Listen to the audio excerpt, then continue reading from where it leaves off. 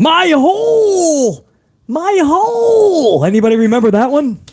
That was Nia Jax, bro. That's what it, right before she was out of WWE. That was the last thing you heard out of her. My hole! Oh, man. Let me see how playback is for you guys. Hold on. BC's over here with his own playback. I'm entertaining myself at this point.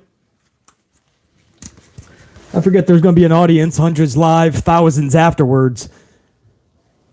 Hold on, let's see here. Check. My hole! How's that? That's a good mic check. Oh, there you go. That's great.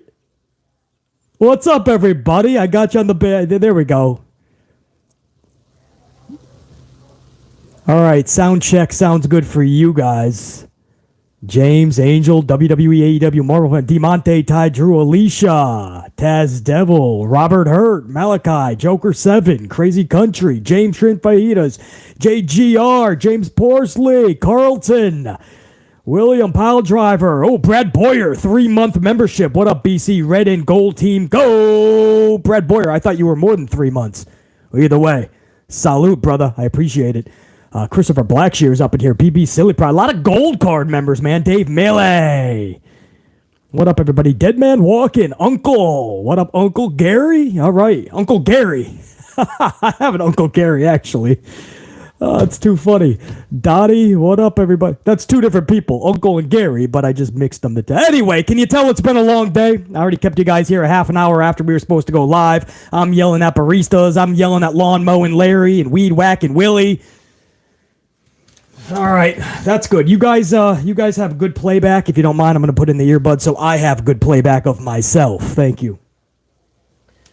My hole! That was the last thing we heard of Nia Jax, and she was out. Now, Nia Jax is back. Last night was the last night ever that Vincent Kennedy McMahon and Paul Levesque McMahon and anybody else that's labeled a McMahon, anybody in that damn family, it's the last night that they have majority ownership of WWE.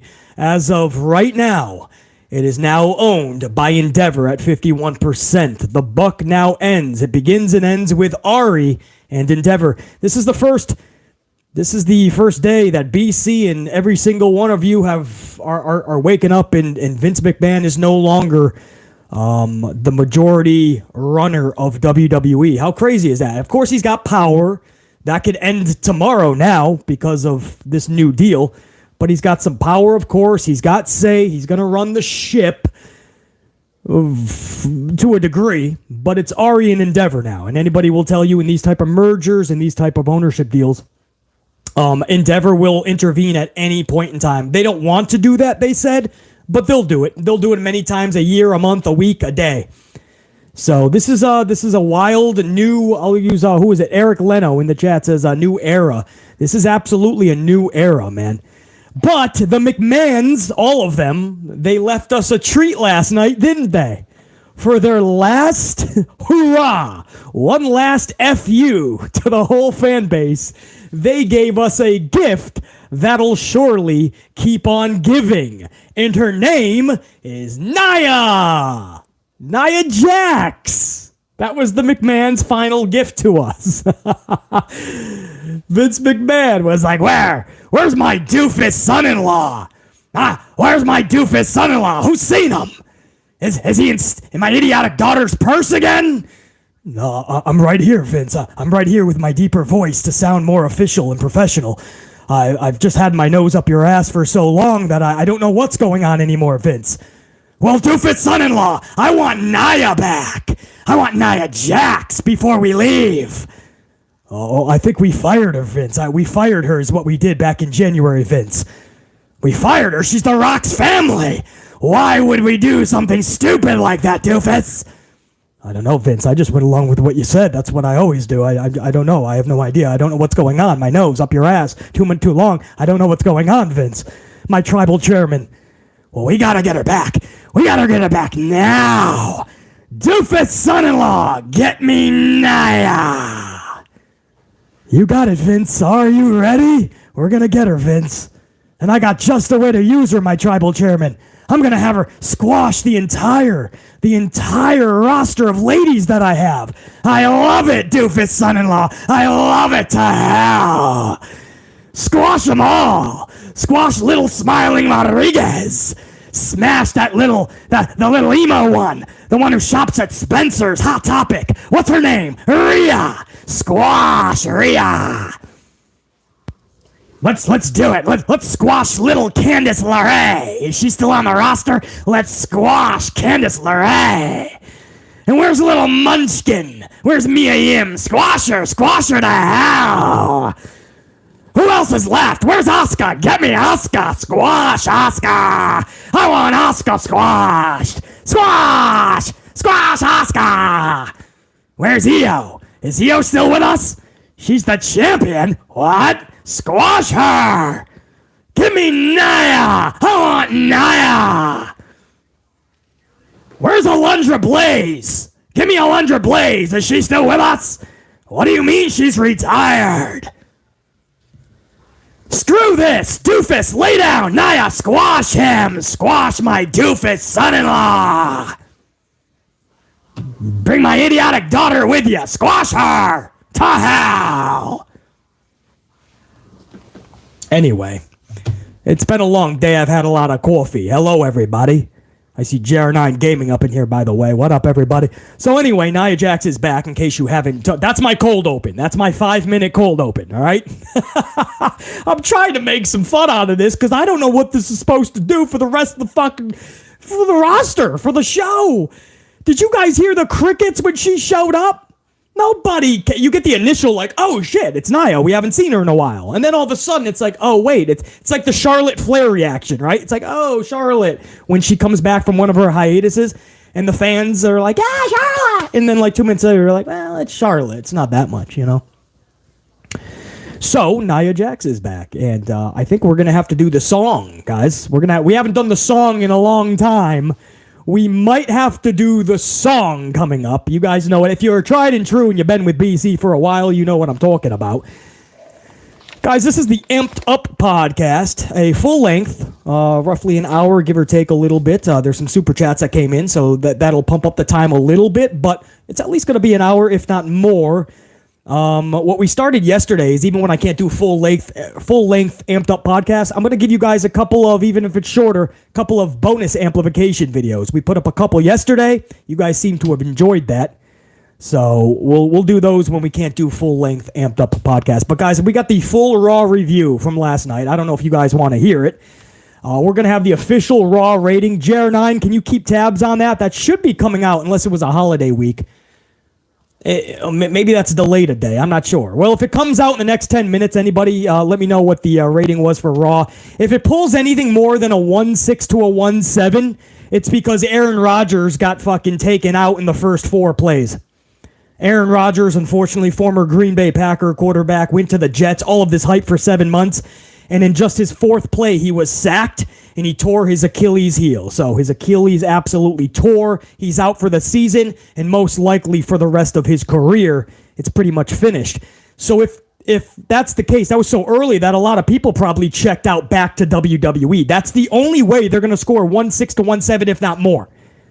I don't know how they would score anything more than a 1.8 with the show that they produced last night. But if they score a 1.6 to 1.7, it's because of Rodgers getting injured. I'm telling you. Because this show, if Rodgers played that whole game, this show was worthy of about a 1.37, to be honest. A 1.4. That's the truth, guys. And that's not being harsh. That's being honest. Yeah, James, they got the Jets won the game, but that's one of those situations where you win the battle, you lost the war. You lost Aaron Rodgers, and now you're there with Little Wilson. You're going to have to get another quarterback, obviously. But that's the only way that Raw will pull. I was going to say respectable number. It's not respectable even if they pulled a 1.7, 1.8. That's what they've been pulling anyway. But I honestly think this show, if they scored a 1.6 to a 1.7, I would be shocked, and it would only be because Rodgers was injured early and people tuned out. And there was actually a pretty good game with 2 really bad teams. That's why the score was so close. But I honestly think this was a 1.4 to 1.5 show at best and a 1.3 to 1.4 I wouldn't be shocked at worst. So, this is a show that started in the most lackluster and redundant of ways, and it ended with Nia Jax. That's all you need to know. That's all you need to know, man. Should we do this, man? Should we possibly do this? Oh no, Stu, look at Stu in the chat. Vince ripped up the script. Poor Triple O. No, Triple H is the victim, I know. Vince McMahon ripped the script up. It's always Vince. Vince has nothing better to do last night. He's about to literally make the $9 billion transaction. And people literally think that he was the be-all, end-all of last night's show. Meltzy Boy put that report out. But you know what he said in that same report? Meltzer said, in the past couple of months, Vince has not been hands-on at all with creative because of his back injury and other things finalizing this deal. Meltzer admits that. So the past couple of months, you've been watching a Triple H show. Nobody wanted to admit that. How has it changed? Where's the ratings? Longer matches. That's all we get, right? Longer matches. Nobody cares about the longer matches. Nobody cares about the people in them. Nobody cares about the matches. Nobody cares. That's the problem. Nobody gives a shit. Gable and Gunther from last week, absolutely. Major botch. That should have been at a pay-per-view. What are you even doing? And before that, let's not act like it was not Judgment Day versus Sammy and KO every main event. Let's just be honest. The McMahons need to step away from creative, period. If you're in the McMahon family, can we just put you on the sidelines for a second? Sit there on the sidelines with Aaron Rodgers. Just sit there on the sidelines, right? You'll get paid. We'll say hello. We'll pinch your little cheekies. It'll be adorable. But just step on the sidelines, please. If you are in the McMahon family, just step aside. Vincent Kennedy, Paul Levesque McMahon, a Stephanie. Even my boy Shane, who I think would be the best. If you're a McMahon, just step aside for a second. Let's get some new people in there that are revitalized with passion, amplification, know how to creatively write pro wrestling. Let's start that shit. And let's start it now, man. Let's do it. Let's do it. Let's do it. James Shrimp Fajitas, Hunter isn't to blame whatsoever to these people, I hope you're saying, right? I hope you're saying that, Jay. You got to give transparency, James Shrimp Fajitas, because people will see that and go, no, he's the victim in all of this. We're not even playing the blame game. See, why are we already doing that? See, some people in the chat, Vince ripped it up, poor Triple H. And then we do this every fucking week. And Meltzer even admits the past couple of months has been Triple H. The ratings have toileted to the 1.5s and 1.6s. Stop. Stop. Can we just be truthful for a damn second? Just for a second, can we be truthful with this shit? My goodness, nobody wants another 10 years of fucking Paul Levesque in his reading glasses. Who's on the card tonight? Can we bring back Naya and squash my champion? This show fucking sucked. Last week sucked. A month previous has sucked. If you want to make Raw great again, let's be honest.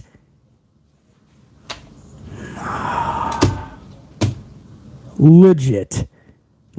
Absolutely. There you go, Stu. Now you're understanding. Triple H shaking in a corner. Absolutely. Because he's got his tail tucked between the leggies. Oh, no, he doesn't. I'm sorry. He was cashing in with Vince this morning. You guys see what Triple H said on the stock exchange? It's now TKO. It's no longer WWE. And there's Triple H. I was told he's a victim in all of this. There's Triple H. Are you ready for the new era? He says. Oh, yeah, Triple H. Oops, I wasn't supposed to say that. He's being trashed by his father-in-law. That's what I was supposed to say. No, he's cashing the fuck in is what he's doing. Triple H is laughing at all of you, cashing in, and it's business as usual for Mr. Paul Levesque McMahon. Good for him, man. He's right there with Nick Khan and Vince. He's like, Vince, this is great, huh? Do I get some of that $9.2 billion? Oh, too funny, man. My hole, JJ. JJ said, my hole. That's a little bit of Nia Jax of my hole. And then she's fired. The writing was on the wall when you creatively get the words, my hole. We'd like you to go out there, land on your buttocks, and say, my hole. This is WWE. So this show, let's go over it, man. There's some supers, by the way. I will get to you guys. Robert Hurt, 8-month membership. What up, brother? Do you see Becky becoming NXT Women's Champion? Love you, BC. Right back to you, Robert Hurt. I appreciate the 8 months, which I believe is the full months that we've had. 8 months is when we started the memberships. So you've been along for the ride from pretty much day one, man. Robert Hurt, I don't, because that would do nothing. That would make Becky look Bush League. Becky going back to NXT and winning their title is Bush League. Secondly, Tiffany Stratton is really good. Let's book her correctly first before we have her losing to a main roster talent. So, Robert, it's something they would do, yes. I wouldn't be shocked if they did it. Would I do it? Not even close. Not even close would I do something like that, man. Becky Lynch and Tiffany Stratton. Tiffany Stratton was on last night during a backstage segment. I don't know if I put that in my notes, so I'll say it right now. Tiffany looked like a rock star, man. Tiffany Stratton looked like she already belongs on the main roster, guys. I got to give mad respect to Tiffany Stratton. That was a really good back and forth backstage segment with Becky Lynch. So, JR9 up in the chat, man, who follows NXT thoroughly, man, says Becky is winning just to drop it back to Stratton at No Mercy. Oh, JR9 usually calls this NXT shit pretty solid. So JR9, my right-hand man on the channel, he's up in the chat right now. JR9 says she most likely is winning the title. And then at No Mercy, it'll go back. That's wild, JR9. That's absolutely stupid. That's hot potato. And like you said in your NXT roundup, JR9, that's just a game of hot potato. That is not needed. Oh boy, man. We'll see that. We'll see.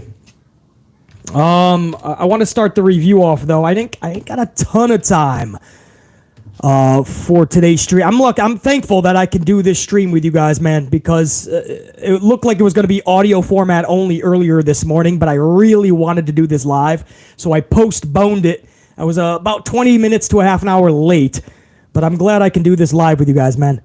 Let me start the show off, man. We're going to review Raw. We'll go over super chats. We'll fucking shoot the shit in the chat. No question. This is opened up to all subscribers that have been subscribed for the last 4 weeks, guys. So this isn't just channel members. We'll do that before the month's end for sure. If you're a channel member, we'll do a members only live chat live stream coming up maybe next week. But this is open to any Red Team Go channel member or channel subscriber, not channel member. Channel subscriber for 4 weeks or more is up in the chat right now. And I got you guys on the big screen. So what up, man? What up, everybody? Let me get into this. The show starts off Monday Night Raw 9/11/2023 with Kevin Owens and Jey Uso versus the Judgment Days, Finn Balor, and Damian Priest. This is what I told you guys, bro. We will get some variation of Judgment Day versus Kevin Owens and Sami Zayn till the end of time. I told you guys that as a joke, but it's reality. Kevin Owens and a tag team partner if it's not Sami, or Sami if it's not Kevin with a tag team partner, or Sami, Kevin, and a third tag team partner like Cody and Sethington versus all of Judgment Day, and we'll do a 6-man tag. We will do this every fucking week. And guess what we did last week? By the way, thank you for the 150 on the ups, guys. We're just getting started on the review. Let's take that to 200 if you have not muscled your way into that up like button. I appreciate that. So this is one of those things where Kevin Owens now just has a new tag team partner for the week, only for the day, Jason Uso versus Finn Balor and Damian Priest. Balor defeats Owens via pinfall off the coup de grace. They're trying to play up the trust issues that the locker room has with Jason Uso. And Owens felt that Jey didn't hold his weight in the match. He was the reason they lost, and Owens got pissed. He felt it was because of Jey. So Owens just says, dude, check you, and leaves Jey at ringside. He just takes off. So Owens is saying, I gave you a chance. You failed. I'm joining the locker room and not liking you. So it's almost like a CM Punk storyline they're doing with Jey Uso. You know, the roster doesn't like you. A lot of the roster doesn't trust you. You have to earn their trust. The locker room is looking at you crooked-eyed. Jey Uso is the guy in the locker room that nobody likes. It's almost like they took the CM Punk AEW situation and they're kind of putting it in there with Jey Uso with a different twist. It's interesting what they're doing, man. If they do it correctly, I'm on board. You can't give this company the benefit of the doubt most of the time, and this is just lazy booking. Throw them in there with Kevin Owens and have them take on Judgment Day again. How many times can you see Kevin Owens and Sami Zayn take on the Judgment Day? How many times? Owens said last night Sami Zayn was supposed to take on like Dominic or somebody one-on-one. And I'm like, well, he just did that last week and every fucking week beforehand for the last 16,000 years. So Sami didn't make it to the show, so Kevin's going to take on Judgment Day. Guys, we can't be doing this.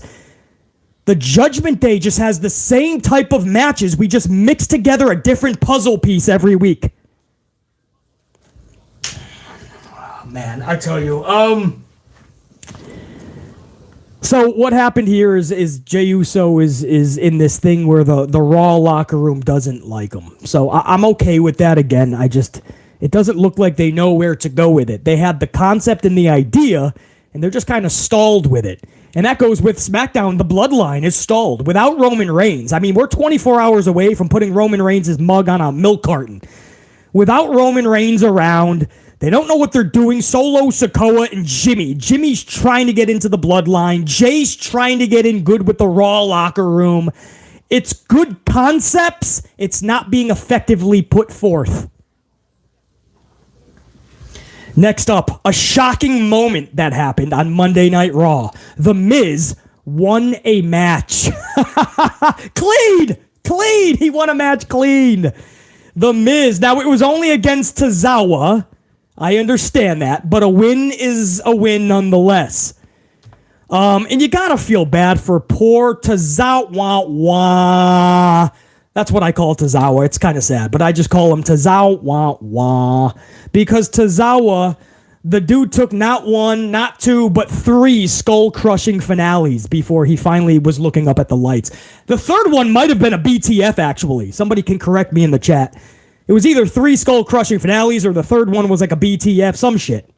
But Tozawa, I'm telling you right now, man, Tozawa took the amplified whooping last night. So he deserves some respect for sure.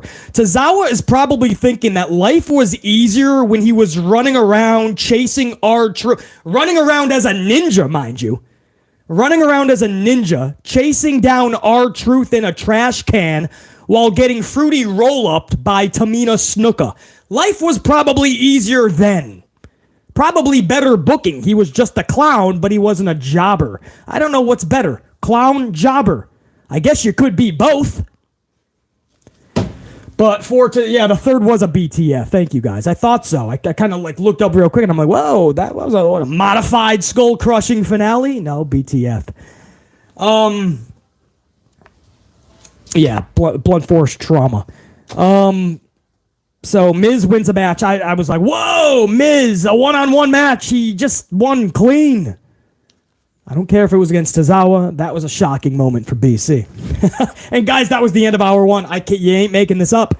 You're going up against Aaron Rodgers, the Jets versus the Bills. The first Monday Night Football regular season game. And your first hour is Jason Uso and Kevin Owens versus the Judgment Day. And Miz versus Tozawa. The rest of hour one was filler. They had a nice little video package of 9/11. They had a lot of filler from like SmackDown. There was a ton of commercials. And hour one was just these two matches. That's it. We go into hour number two, and it begins with the IC title celebration of Gunther. It was a great setup in the ring, man, with prestigious decor columns, like Roman columns. We had some nice fucking columns set up in the ring, and there was a platform that Gunther was standing on between the columns. And Giovanni Vinci was on one side. Ludwig Kaiser was on the other side. It was a cool looking thing. Gunther has his best suit and tie looking slick. He looks like a doorman for a Manhattan apartment complex. But he's looking spiffy in there. And behind them, guys, pyro. I'm talking staging pyro. But they were inside the ring.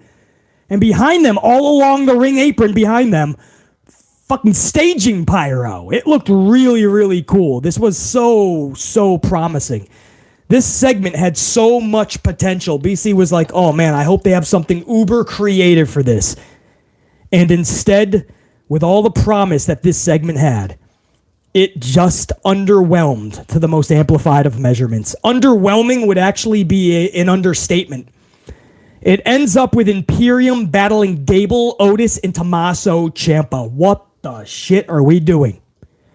More six-man schmaz interactions. They're not fun anymore. You've ran them into the wall. Six-man tags. I cannot tell you how when you do the same thing over and over, it's no longer fun. Otis and Gable and Tommaso. Tommaso last week was going into Adam Pearce's office. You remember? He's like, oh, we need to talk. And you're like, oh man, they're going to have something huge for Tommaso. And what do they... The next week, Tommaso's in a six-man tag match with freaking Imperium. BC's going to go for Gunther's title, man. And that's the way you're going to start it off? I have no idea, man. They ended up just wrestling each other later in the next hour. Hour 3, they wrestled each other. So there was so much promise. They bring in the columns, the platform, the fireworks. It's Gunther's title celebration. And guys, the payoff was Gable and Otis and then Tommaso randomly coming down and beating up Imperium. And then we went to commercial break. So you could say, well, BC, I didn't mind it. Cool. I'm not even throwing shade to you if you didn't mind. You could say, BC, I liked it. Cool. No shade. Cool. That's not the best you can do, and that's not even close to decent. Creatively speaking, that is horrendous. If you want to set up Tommaso and Gunther, we can do that. That's what you have? How is that fun? Even if you liked it, I don't see how it's fun. If that's fun, man, raise the bar. Wow, man. I don't understand. I don't understand, like, there's creativity and then there's the opposite, right? It's like, all right, creative department. Are you guys ready to work? Okay, we have a title celebration with Gunther. How do we do this? Okay, well, we want to like show that Gable is still in a feud with Imperium, and we want to insert Tommaso. What should we do creatively? What if we have Gable and Tommaso just come to the ring and they just brawl? Creative Writer 519, that is good. Creative 519, that's epic. I can't believe Creative 519 thought of that. All opposed? Nay.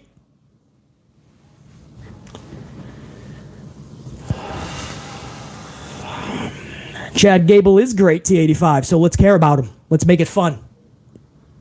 There's nobody fucking... Does it not matter that somebody great gets shitty booking? They had a good match last week, right? Remember Caden Carter and Chance? They got to the WWE. They had a couple of good matches, and everybody goes, oh, man, they're going to be booked good now because they have some good matches. And then what the heck happened to them? Triple H put them right back into either catering or just sat at home. You have a good match, you think, hey, this is going to be good. I had a good match. Suits and ties are going to like this. And the next thing you know, you're having a six-man tag the next week. You've already been devalued 36%.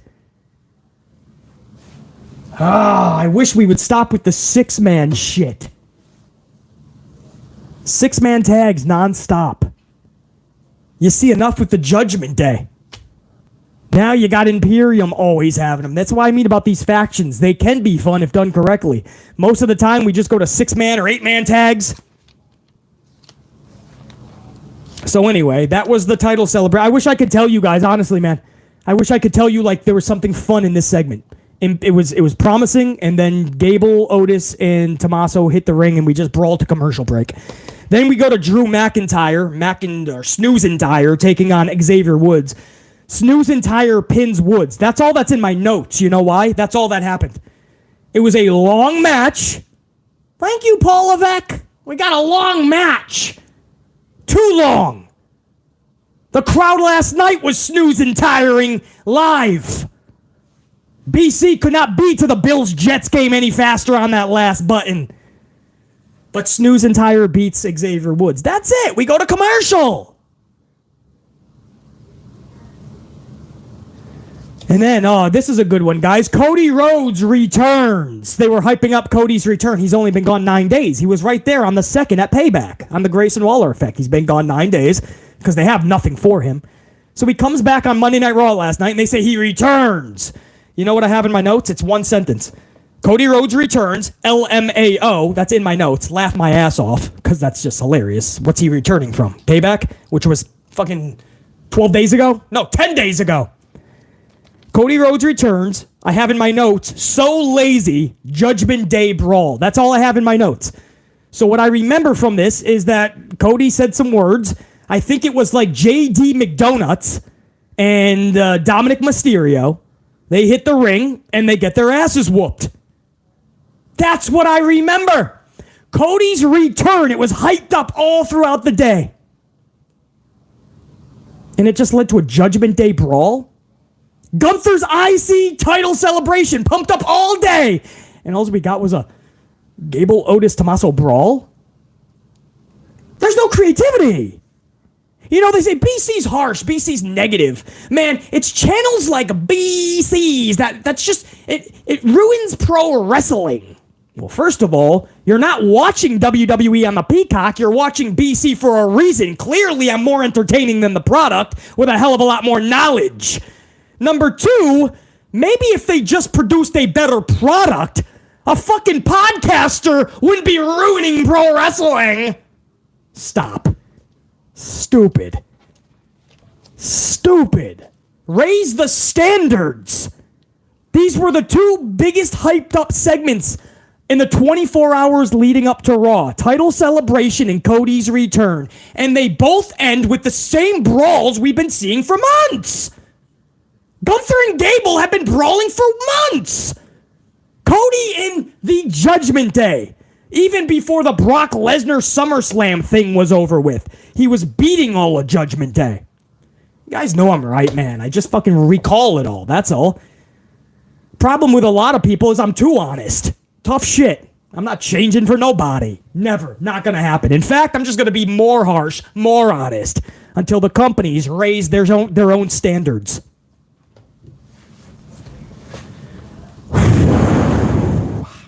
Yeah, somebody said, JJ Bulldog, Battle of the Woes! You know what's funny about that? Not funny. Or you know what? We're about to go into that, actually. I'm going to save that. Wait till you hear what they did with Sethington Rollins when you talk about the Battle of Woes and how stupidly they're booking these things. But first of all, we end hour number 2 with Shayna Baszler defeating Chelsea Green. That's how she gets introduced. I'm not just saying that. That's how they... Is that Ricochet's fiance, wife, whatever? Is that Samantha who does that? I always get them confused, but I think Samantha, yeah. It's Chelsea Green. I can't hit that pitch. All apologies. But Shayna Baszler just defeats one half of your tag team champions, as if that's relevant or prevalent or prestigious anyway. But it's never good to see your champion just losing so simplistically. And then post-match, Piper Niven takes or stands toe-to-toe with Zoe Stark. Zoe comes to the ring because Zoe is now in a tag team with Shayna, basically. So let me get this straight. She takes care of Ronda when they were in a tag team, so now Shayna's going to get this big push singly. And that lasts a couple of weeks, and then they put her right back in there with a Zoe Stark as a tag team. What are you doing with Shayna Baszler? You're confusing not just the audience, you're confusing Shayna Baszler again. And what's this leading to? Zoe Stark and Shayna Baszler taking the titles from Piper Niven and Chelsea Green? All 4 are supposed to be heels. Oh, no. Maybe, yeah, Shayna. Zoe kind of went separate from Trish, so maybe she's looked at more as a face. But Shayna... Is Shayna supposed to be more of a face, too? This is so weird. I don't even know who's face and heel anymore, like Bobby Lashley and the Street Profits. I don't know if I'm supposed to be cheering them, healing them, booing them. Charlie Flair every week, depending on how they receive her, is either a heel or a face. She goes into heel mode or face mode, and it's different every week. I don't even know with this fucking company. And that was our number 2, guys. An IC title celebration. That was just another brawl with Imperium, Gable, Otis, and Tommaso. Cody Rhodes returns just to battle Judgment Day. Drew McIntyre simplistically beats Xavier Woods, or it was actually a longer match, maybe not simplistically, but no creativity. Nobody cared about this. Nail Polish Nelson was not there. He's at an airport being fucking felt up and down or some shit. I don't know. That's another story. But Nail Polish Nelson, Flip-Flops Flanagan, he was not there, so snooze and tired. And Kofi Kingston probably had a day off because he's been carrying Xavier since he's been injured. Uncle Phil took out Kofi. Carl Winslow took out Steve Urkel, right? Just like he got lawn darted last week from the Viking Raiders. They probably threw him right into the Atlantic. And then Shayna Baszler simplistically defeats Chelsea Green. I mean, this is competition for the Bills and the Jets? How is this competition for the Bills and the Jets? I would love to know, because this is something that's absolutely going to pull a solid rating. And this is what you're putting up against it?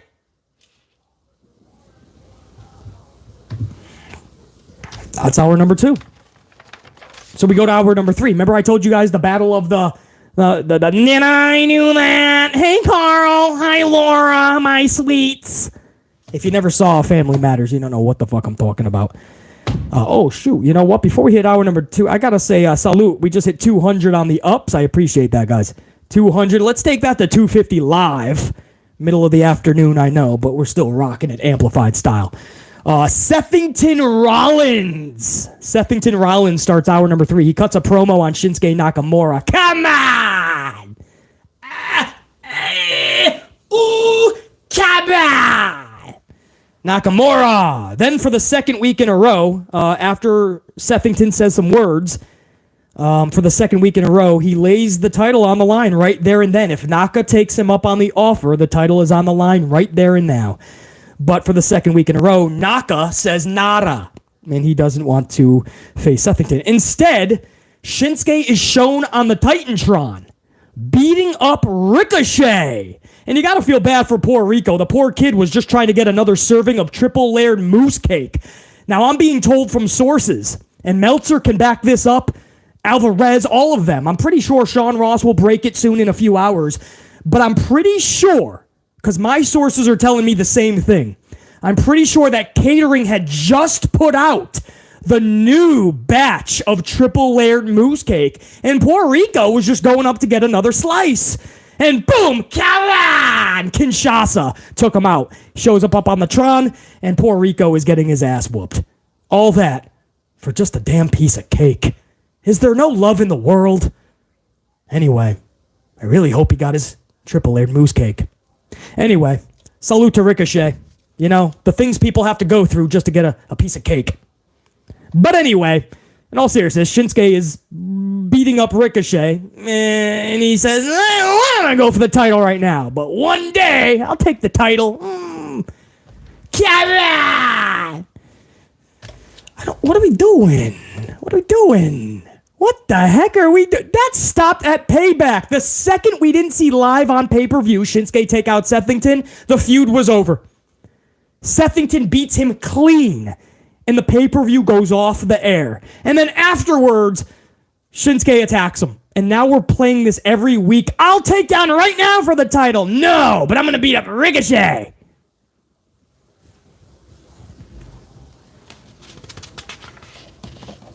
If it sounds like I'm tearing up the show, I am! This sucks! This is not competition to the NFL, and you can say all you want. They're never going to beat the NFL, BC. It's not about beating them. First of all, wrestling did back in the day. It can beat football, just nowhere near good enough. But this isn't even about beating them in the ratings. This is about just competing. Put together your best possible show. And this is the same shit we've been getting for weeks and months. And even Meltsy Boy admits that Paul Levesque has been running this shit since Vince has been out with the spinal shit and closing up the business deal. And this is the same shit we've been getting for months. And now you see the reports because it was Vince's last day in full charge last night. Oh, Vince ripped up the script a few times. And then even Meltzer says, it probably was for the best, though, because the original script was really bad. He said something like that. So you know it's bad when Vince McMahon has to make Paul Levesque's product even to try to make it somewhat better. If this is better, I would hate to see Paul Levesque's script. And if what Meltzer Boy is saying to be true, which is I already know is true, that Paul Levesque has been in the majority of power creatively in the last 2 months especially, and this product has been this bad and going backwards this drastically, that tells you that Paul Levesque needs to be removed with Vincent Kennedy.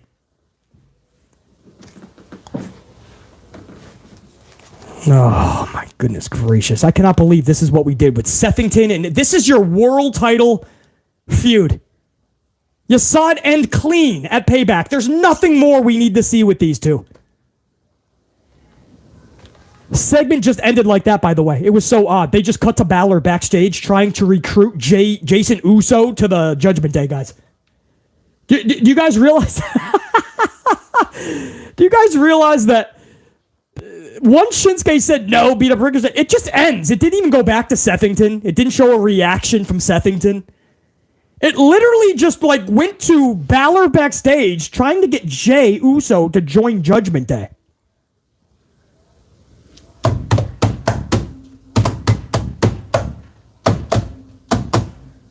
Yep.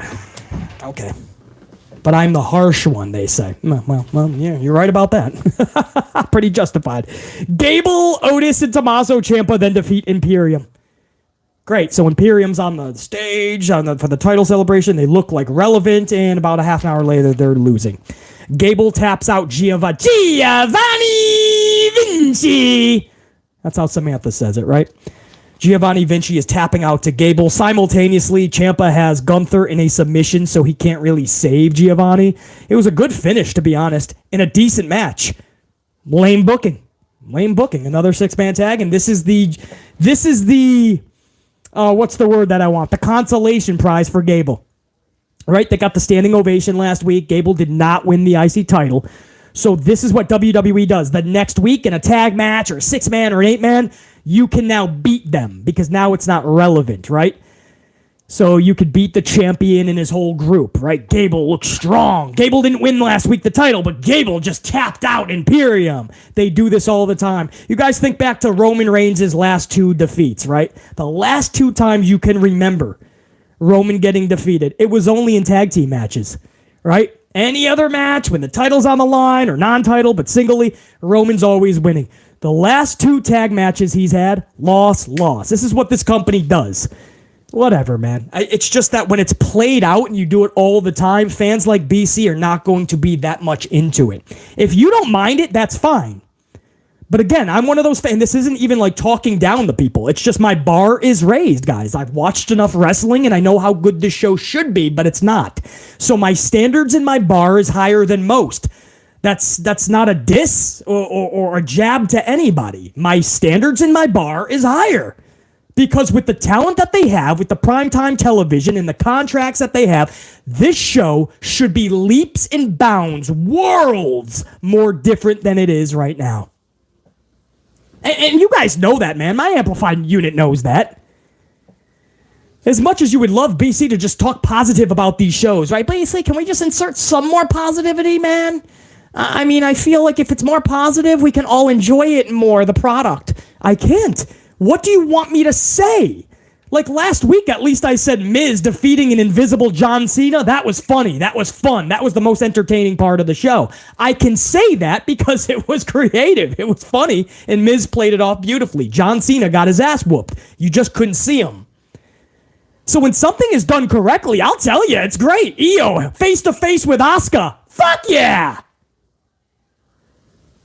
I just don't know what we're doing with Sethington and Shinsuke and Gable gets a consolation six-man tag victory. And then what, guys? What? I'm going to tell you right now what happens next Monday. You're going to get Gable and Otis versus Giovanni Vinci and Gunther or some shit, right? Maybe Gable beats Gunther and Giovanni. Or you'll get the same 6-man tag next week. This is what I mean about it's not fun for a lot of fans like BC. We still love it. It's pro wrestling. We're always going to love it. And that's why we're so passionately trying to make it better. Hope that makes sense, man. Hey, appreciate the truth bombs, man, up in the chat, by the way. A lot of truth bombs. It's always good to know that you guys understand that, man. Awesome, man. Yeah, I love seeing that, man. It's that people understand that we're actually trying to make it better. We're just saying, like, can this be more creative? Is this being done for an 18th time the right way to go? Right? We're just calling out the obvious and asking, can they fix it? Malachi, I appreciate that, man. Gruss, there's no question. The only way to really fix this product right now, the only way that Raw can be great again, is if we get Great Khali versus Omos. Gruss 512 knows exactly what needs to be done. And if we can get Giant Gonzalez to be the special guest referee of Omos and Great Khali, I think, guys, ratings are going to go to about 5.6. It'll be nuts. It'll be awesome. Oh, you guys, man. And then we go on to... Let me see what was next here. Hold on. Let me go to... I got to check something first. All right, there we go. So, next up was Raquel Rodriguez versus Rhea Ripley. Raquel Rodriguez versus Rhea Ripley. Championship is on the line. First of all, can I just say this, man? Of course I can. It's my podcast. I have to say this. What is it with these stupid nicknames? I've noticed Paul Levesque. It's one of those things that he followed in line with Vincent Kennedy. Vince McMahon always used to love giving stupid names, and Paul Levesque started to do that. Even when Vince was going through his issue with it, Paul Levesque, he likes to give you a few... Right, we just found out that Big Bronson, that was Paul Levesque's idea. We just found that out a few days ago, and I'm not shocked at all. I actually got credit for... I should have credit for that. I started calling him Big Bronson Reed a long time ago just as a goofy thing. Never should that actually be his name, because it is goofy. So I don't know what it is with this fucking company. You guys ready for this? These are just some of the... This is real. This is real, guys. They're calling Raquel Rodriguez the Eradicator. That just sounds exotic. I don't know if that's PG-13 or not, or even PG. But she's the Eradicator. They call Shayna Baszler the Submission Magician. The Submission Magician. Oh, pick a hand. What hand is the quarter in? Shayna Baszler. That's badass. That makes me want to root for Shayna Baszler. Mom, Dad, look, everyone. It's the Submission Magician. What is her name, Timmy? The Submission Magician. And she's taking on the Eradicator. Oh, how about this one, guys? Shotzi. This is a real thing. It was in their promotional just last week for SmackDown. Shotzi is called the Unorthodox Wild Woman. Well, Timmy, who's that in the corner? That's the Unorthodox Wild Woman, Ma. I honestly think they're setting up a match between the Eradicator and the Unorthodox. The Unorthodox Wild Woman and the Submission Magician.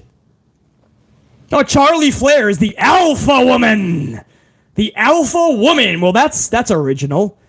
If you're going to have a Big Bronson, you might as well have an Alpha Woman. Natalya, you guys hear the latest report? Natalya soon is going to have her new moniker. This is how they're going to start to introduce her. Natalya, Natty, Neidhart. Natty is going to be the breast there is, the breast there was, and the breast there ever will be. Unreal. Okay, all right, actually, that last one I embellished. That last one I kind of made up. Although I wouldn't put it past this company. But the last one, I'm joking around. The other ones, it's all true, man. Eradicator, Submission Magician, Unorthodox Wild Woman, Alpha Woman. Guys, there's no question. I wouldn't doubt it if Natty's going to be the breast there is, the breast there was, and the breast there ever will be. Because those puppies and her sister Jenny, they could be the breast. Or at least they're in contention to be the breast there is, the breast there was, and the breast there ever will be. I don't know. Her only competition, Natty's, is her sister Jenny. But what's up with the fucking nicknames? All right, let's go back to the match. Back to this match, Rhea and Raquel. I watched a couple of plays of the Jets and Bills to the 2-minute warning in the fourth quarter. And when I flipped back to Raw via the last channel button, the crowd was completely silent. And I couldn't help but think back to a time when Raw was rocking in the main event and the crowd was amplified. Like, I could not, but guys, in all seriousness, I know we have a lot of fun. We joke around. We get amplified. I make sure that you guys, for however long I'm here with you guys, whether live or audio only or any podcast, I make sure you guys are entertained. But I mean this when I say this was a sobering moment when I turned over to Raw's main event after the Bills-Jets game is amplified. I mean, it's going down to the wire. Rodgers is out. I flip over, and the crowd is sleeping as Raquel and Rhea are wrestling. They're having a wrestling match on a wrestling show. Awesome. It was so sad because I just thought back of like wrestling and how it used to be, and in the main events on a Monday Night Raw, the crowd jacked up. Man, it was a sobering moment. That's all I'm gonna say. Ripley ends up defeating Raquel via pinfall after Nia Jax returns to WWE and takes out Rodriguez. This allows Raquel to get the W over, Rhea Ripley to get the W over Raquel, and Rhea keeps her championship. Post-match, Nia Jax takes out Ripley. She Yokozunas Ripley. I think I put it in the thumbnail.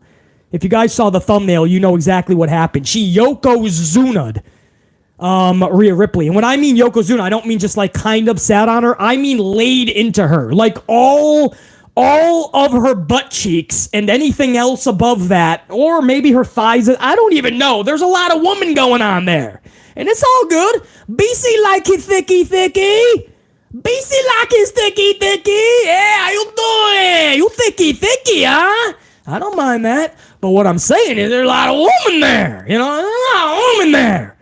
So she kicked her feet up like she was at home with a box of popcorn watching the Jets and Bills. She kicked her feet up and squashed the champion. True shit. True, that actually happened. And after the initial like, whoa, it's Nia Jax, my hole! Everybody was like, well, what is she really going to do? There's already a roster full of women that aren't getting booked properly. I mean, where's Candice LeRae? What's Mia Yim really doing? You're just now getting to Asuka and Io. Is that really going to be booked properly? Why is Bayley losing 100 of her last 106 matches? You can go on, right? The booking is absolutely batshit off the wall with the ladies. Bringing in Nia Jax. Nia Jax says, guys, do I do the song? I think I do the song, right? It's been a long time. I didn't know if I was going to say the song again, but here it goes. Oh, it's Naya. She's about to come through the curtain. You got to hit her music. Boom. She enters Mouse Girls. Ba-da-da-da-da-ba-da-do-da-ba-da-see-da-ba-da-da. She enters Mouse Girls. A doodle doodle sticks, doodle dee da sticks, da ba ba ba ba ba ba. She inches Mouse Girls. It's been a while. I got lightheaded. Anyway, what the fuck are we doing? What is she gonna do? Injure another mofo? I feel bad for Kairi Sane. Kairi is coming back to WWE. That's a monumental decision to make. She made sure. The one thing Kairi had to make sure was Naya is gone, right? Because if you don't know, she got injured twice by Naya. Just one person of a long laundry list of people that got injured by Naya. But poor Kairi was like, all right, I don't care about the money. I don't care about the booking. I just want to make sure Naya's nowhere around. And they were like, nope. She signs the deal. Kairi Sane. Okay, Kairi says goodbye to where she's at now. And all of a sudden, psych! JK! Hey everyone, Naya's back! I wouldn't put it past Paul Levesque McMahon to put Kairi Sane right in there with Nia Jax. How you gonna do this little girl dirty like that? Little Kairi. I feel bad for Kairi, I really do, man. She's coming back, and Naya beat her to the punch. My hole! Oh, man. If you listen to Naya cut an interview when she was fired, released.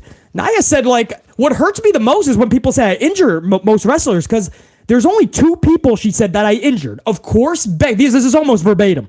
Of course, Becky. She just turned around. She didn't want to be hovered by 6 people, which she was, and she hauled off on Becky. At least she admits that. And then she said there was one other person that I don't want to say the name because I profusely apologize, and I just don't want to bring it up again. So I don't know exactly who she's talking about because there's a laundry list. I don't know what Naya is thinking. You absolutely injured 10 other females. There's a list. Guys, you can go back to the matches. I got it here. It's all over the place. Bailey was injured by Naya. Becky Lynch, obviously. She at least admits that. Ember Moon. Mandy Rose. Kairi Sane twice. I think Ember was twice too, wasn't it? Zelina Vega. It's a laundry list. That's just some. We already covered this in the past. It was over 10 ladies that got injured in some way with Naya. I'm not saying she's purposely doing it, but it's not working. It's a whole lot of woman. It's The Rock's family member, and they catapulted her to the main roster. She's clearly not ready for it. And just like Charlie, she doesn't like to sell. She doesn't even like taking moves. JR9.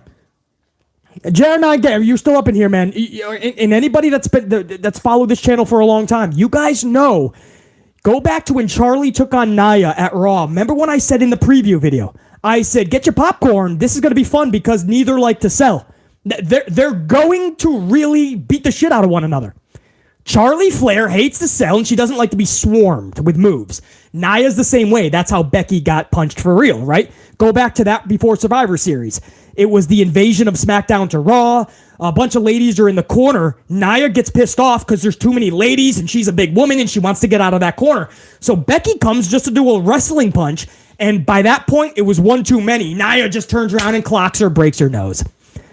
But that's how Naya is, and that's how Charlie is. So I said, okay, Vinnie Mac is putting them against each other. This is going to be fun because they don't like to sell. They're going to really hit each other.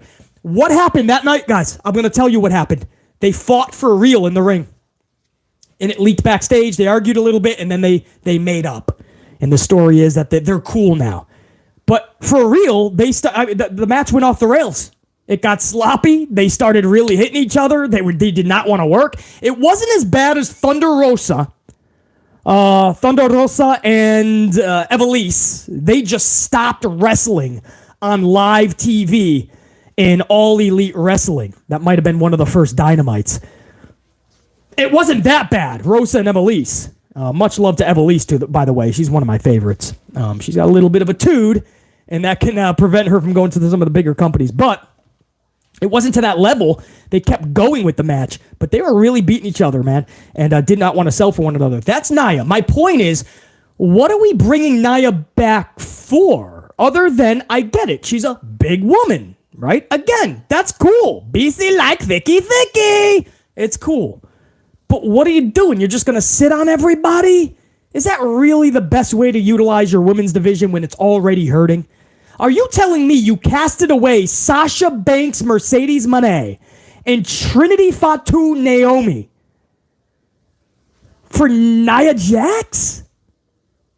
Ember Moon had to go to another company which also doesn't know how to utilize her, so they stuff her on ROH on platforms like this. Ember Moon, Athena. Ember Moon should have never had to have left WW.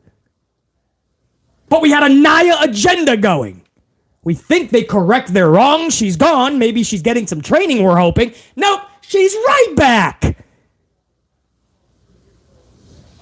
And I'm hoping this is a brand new Naya, by the way. I really am. But a lot of times, the same old characteristics always show their ugly face after a while, right?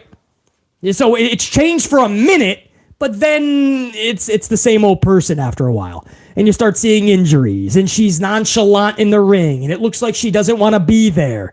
That was Nia Jax's problem, guys. This isn't a diss. Much love to Nia Jax. I want to see her do great things if done correctly, and she really has changed, and they know where they're placing her booking-wise, and it doesn't overshadow the rest of the roster. Those are all the prerequisites.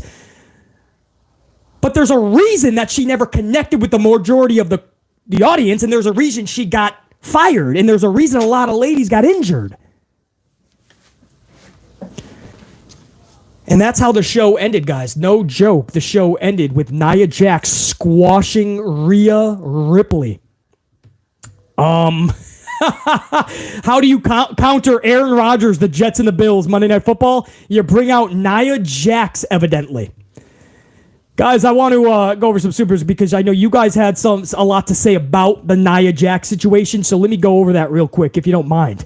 I want to start from the jump. Ash Stegmeister Stegels with a 5 spot says 13-day Hold on. First, let me crack this coffee that's been waiting for BC. This is my number 9th in the day. This is just a regular Frappuccino from the fine folks at Starbucks. Regular coffee flavor.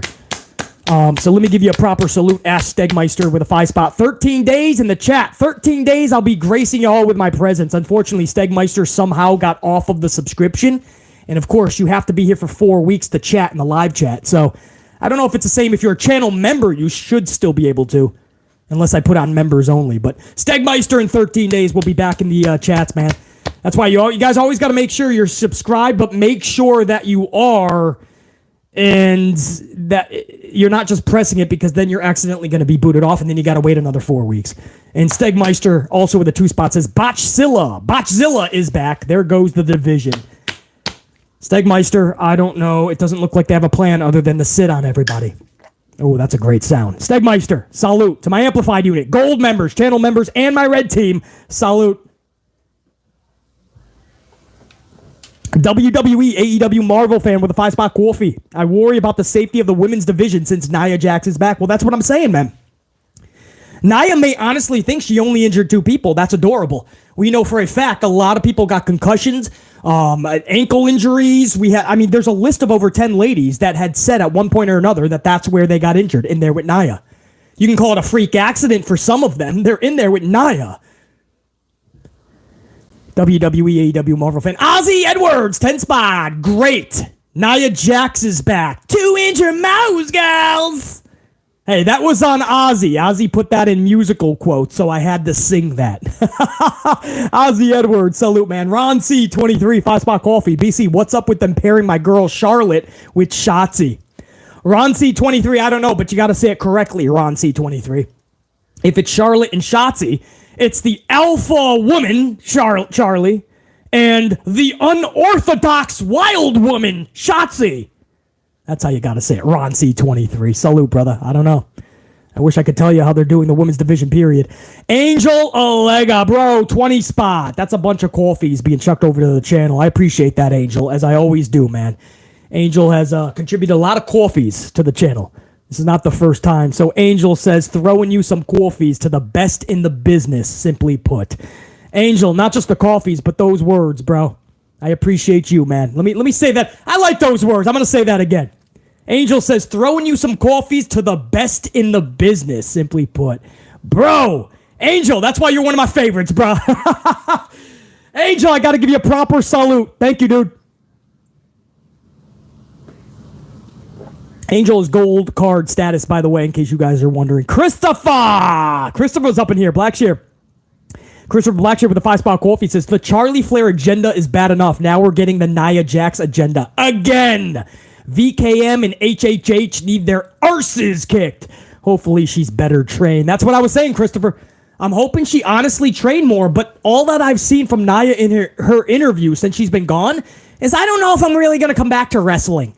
That doesn't tell me she's been training too much, but I did hear some things that she's been in a ring and doing some stuff, so we'll see how much, right? Did she improve? If that's the case, I'll give this a chance, I guess. PB Silly Pride, 5 spot coffee. First full knee replacement is a success. Second replacement coming November. PB Silly Pride, salute to that, bro. That's good to hear, dude. Let me give you a proper salute.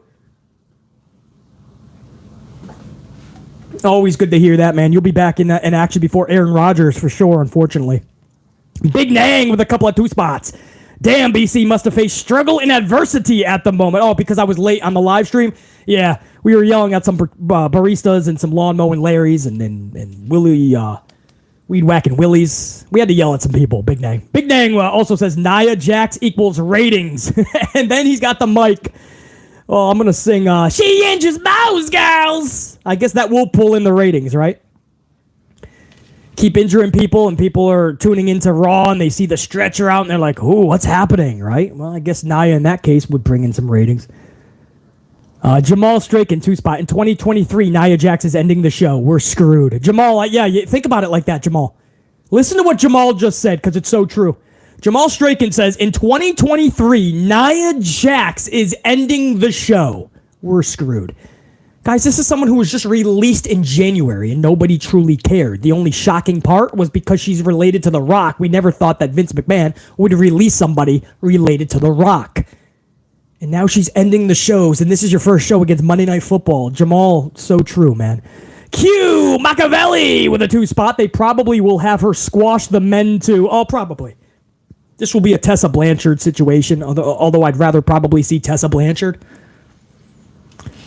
But yeah, they'll make her more Rhea Ripley than Rhea Ripley is Rhea Ripley.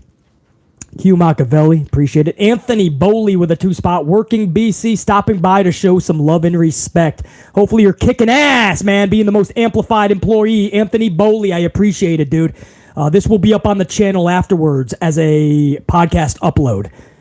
Just in the live stream category. So even though you're working, hopefully you were able to go back and check out the full hour plus. Anthony Bowley. Richard Jr., Richard Jr., 5-spot. Do you see Liv Morgan going to WWE SmackDown as a solution to feud with Damage Control? I mean, that could be fun if done correctly. I think Liv Morgan is the farthest thing from their dome piece. Like I said, they literally don't know what they're doing with their ladies. They don't know what they're doing with Cody Rhodes or Sethington Rollins. Now, you guys know I'm high on Liv Morgan. I really hope they have something for her upon her return, but I doubt it very much. Richard, I have to wait till it's a bit more imminent for her to return, because I don't even know. At this point, Damage Control, I feel so bad for Bayley, how they just booked Bayley like the third wheel. She was supposed to be the lead of the unit. Damage Control, and I love Io. And Io with the championship is absolutely more than deserving. But man, make the group feel special. At this point, Damage Control could miss 4 months of action, and I wouldn't even know it. Aside from Io being the title holder, obviously. But Dakota Kai, it's sad that she's an afterthought. Bayley losing this many matches and being a complete afterthought, that should never be the case. So Liv Morgan, she's going to have to work her way from the bottom up, Raw or SmackDown. I don't even know, Richard. I really don't. Ash Stegmeister Stegels, 2-spot. If Becky wins, I will be mad, and I am a Becky fan. There's no reasoning for it. That's Tiffany Stratton's title right now. Just keep it on her. No hot potato. Stegmeister, absolutely correct. Jacob Donnelly! What up, Jacob? 5-spot. She's back to injure mouse, gals! Jacob Donnelly remembers the jingle, man. Big name, 2-spot. Kazania versus Judgment Day. Then, now, forever.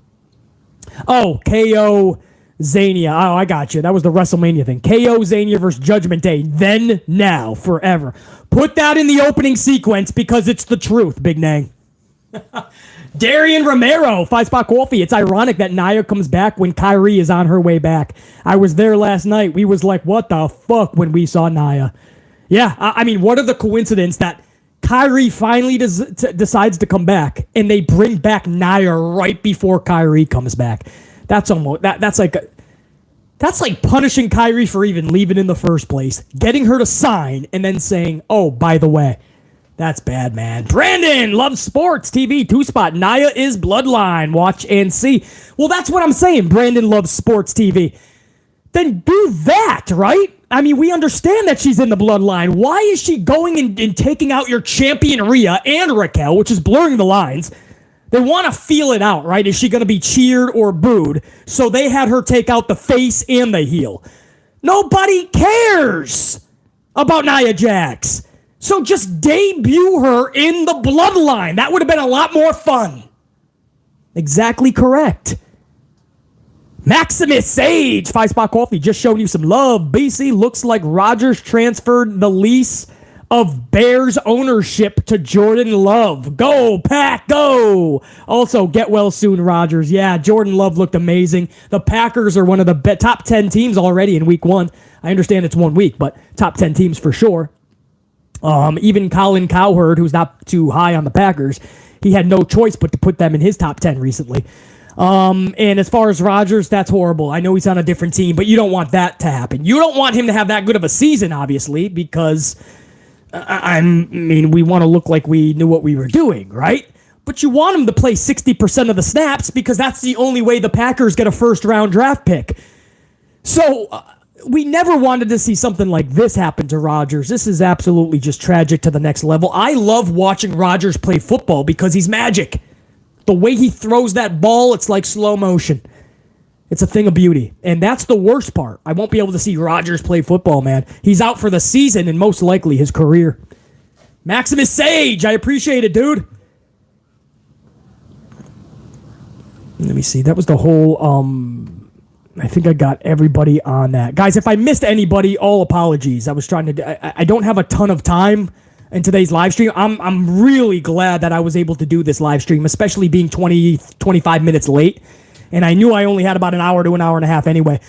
So, guys, I appreciate you big time. There's no Raw rating, huh? I guess it was the holiday, maybe? No, that was last week, though. Why is the Raw rating not out? Nobody has the Raw rating, right? I'll be on the lookout for it. But if it does anywhere near a 1718 or anything over a 16, it's because Aaron Rodgers got injured, I'm telling you. And people decided to jump ship because this was a Raw that deserved no more than a 1415. If it pulled a 13, I would not have been surprised. Yeah, Collisions is out. Collision actually did really good without CM Punk. They catapulted back up, guys. Collision last week scored 345 against Payback. No CM Punk, college football. This week, Collision went up to 476,000 viewers from 345 last week, which means without CM Punk, it went up 130,000 viewers. Man, what a weird thing, right? No CM Punk, and Collision starts to go back toward 500,000. You can't make this shit up, man. You can't make it up, bro. It's so weird, man. Everyone thought because no CM Punk, the rating was going to just sink instantly. It was the adverse, man. Hey, JR9 Gaming, before we get out of here, 10 spot. Nick Khan commented on WWE's interest in Punk. In quotes, we appreciate his run here and what he tried to do with the UFC. Not many can get in there and do what he did. So we have respect for Phil. We wish the best. Well, there you go. That's what I mean, guys. This is no longer Vince McMahon and Triple H's decision. If Ari just hears from enough people, if TKO, if they think like this is the best decision for the company, they're going to have a long talk with Vince and Kennedy. And they're just going to say, listen, we don't want to interfere. We know we told you you're running the ship for the most part until we have to intervene. But we are hearing from enough people that think that this would be the best solution right now. Can you please talk to Phil? That's what's going to happen. Guys, it happened in AEW. Warner Discovery, TNT, TBS, president and shit, they had Tony Khan circulate an entire show around Phil Brooks. That was originally not Tony Khan's decision. He never wanted that. And he caved in to the desires of people that are more powerful than him. So that's what I mean, guys. It simplistically can easily happen that Endeavor wants Phil Brooks. You can't have him. I can't stand him. I fired him on his wedding day. And look at my doofus son-in-law. He's never been the same. He can't stand that guy. My doofus son-in-law cannot stand him. He always thought he was smug. My doofus son-in-law always wanted to smack him. Tell him, doofus son-in-law.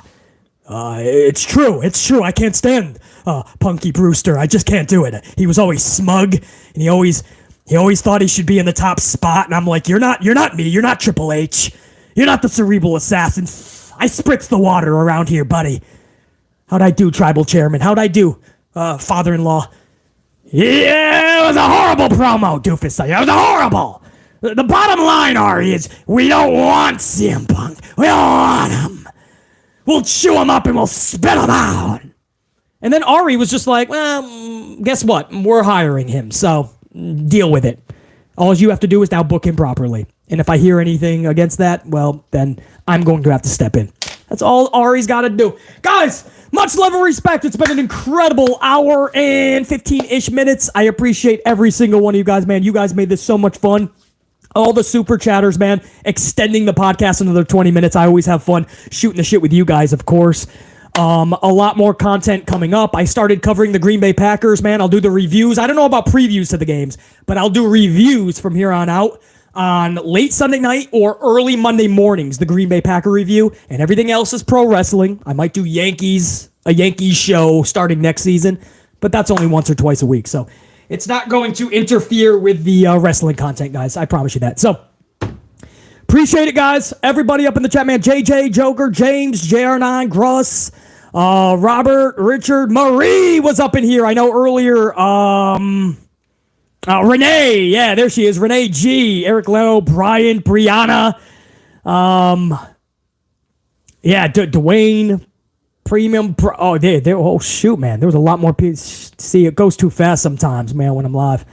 Anyway, Big Nang, appreciate it, brother. Pile Driver, check you.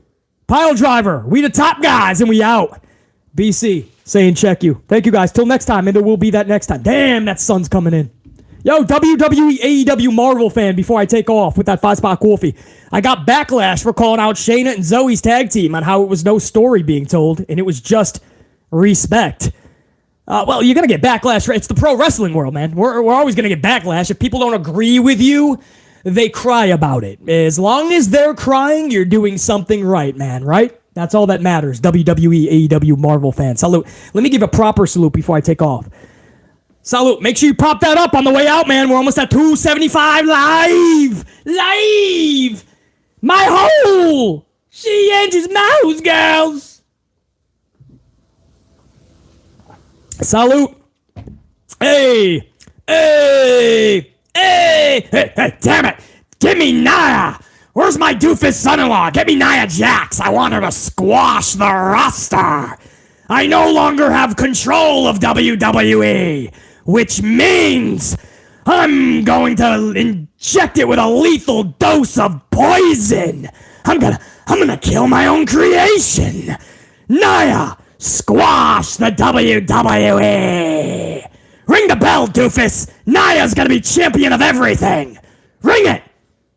Doofus, I said ring the bell, you doofus son-in-law. Okay, my tribal chairman. Niall's got it all. Check you guys. Oh boy. More coffee, BC. That's all we need. Check you. Salute. Yes.